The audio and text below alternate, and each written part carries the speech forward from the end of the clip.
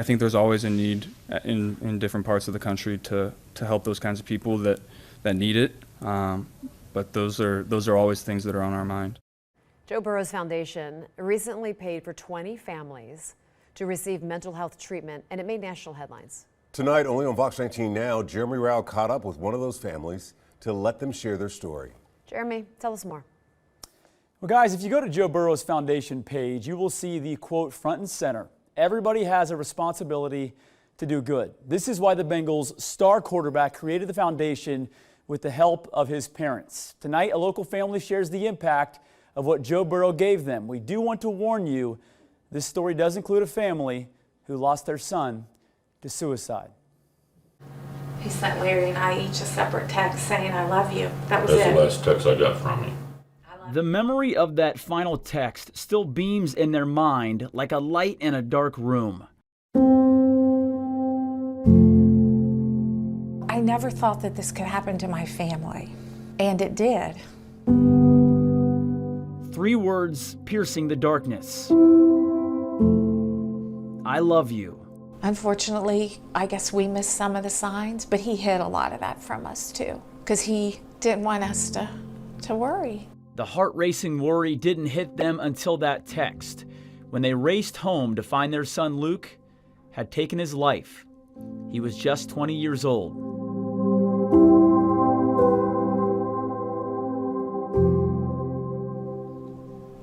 I'd give anything to have him back.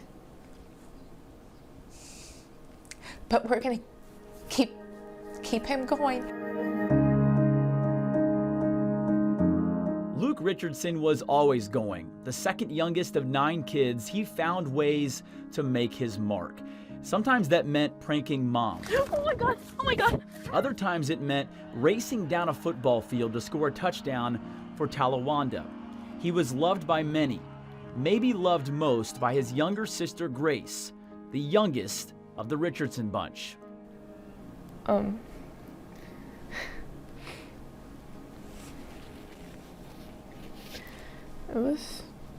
I don't think I went to school for about a month or so. Couldn't really get myself to do much, I guess. Without Luke always going, life just stopped. Until Grace, an 8th grader then, had a breakdown. I mean, there was still that, I guess, that spot where it just felt like nothing was filling it. The Luke-shaped hole would never be filled, but the healing began with conversations between parents Larry and Mary about Grace receiving mental health support at a local hospital. We were in such grief that I know we were missing things that she needed. Grace got that support.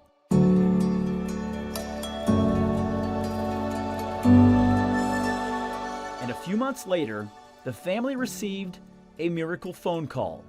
And that's where Joe Burrow enters the picture. His foundation learned about Grace and how she lost her brother Luke. They offered to cover all of their expenses. A picture of Grace to a young girl going through the fire. It was pretty special for our daughter to know that somebody like Joe Burrow cares about her. It has been a huge gift for her. I mean, it's really cheered her up. Heartwarming that someone so, I guess a big figure like Joe Burrow would care about a small town girl that lives in kind of the middle of nowhere.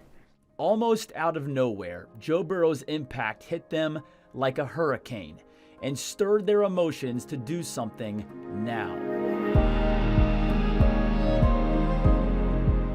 Their son Luke lives on here on the farm in Oxford, Ohio. They planted an oak tree in his memory. He is forever in their hearts, forever on their minds, in so many different things they see every single day inside their home. But the way they honor Luke the most, sharing a new message to anyone who will listen.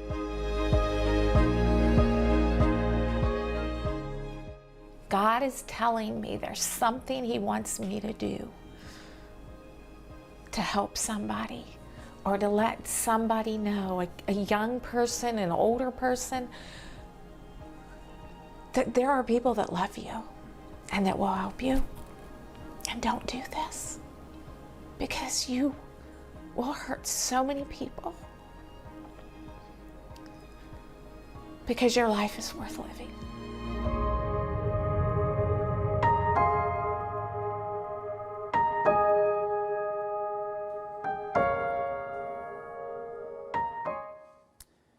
You saw Grace holding that signed Joe Burrow jersey. Her mom told me, quote, "I hope he and his family realize how awesome this is."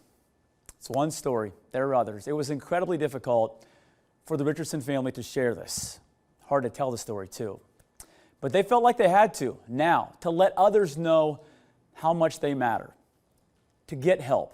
And like she said, don't take your life like their son did just over 1 year ago. Guys? Jared, that's hard. I know, yeah. I have to keep looking away. It's Yeah. I thank them for sharing that story, because I know that's not easy, but through their words, they'll be able to help other people. I had a long conversation with Mary on the phone before I traveled to Oxford to do this story, and I was just vetting the entire thing because it's heavy. It's heavy to talk about it. It's heavy for Grace, who's just a freshman in high school, to talk about it, tears in her eyes, talk about losing her brother. But before I left the farm, the dad, Larry, patted me on the shoulder and said, "Tell your kids you love them every single day." And he was kind of breaking down in tears when he told me that. I have 2 kids at home. They're young. But this message, as Mary said, is for all. And they want to remind everyone that they are loved. Grace said she does that with friends at school all the time, more than she ever did. She lets them know that she loves them. This is something we all can do, right? This is something we can all be aware of. And it's a really cool thing for the Joe Burrow Foundation to illuminate this story, to be a bullhorn for stories like this, because you watching at home, you do matter.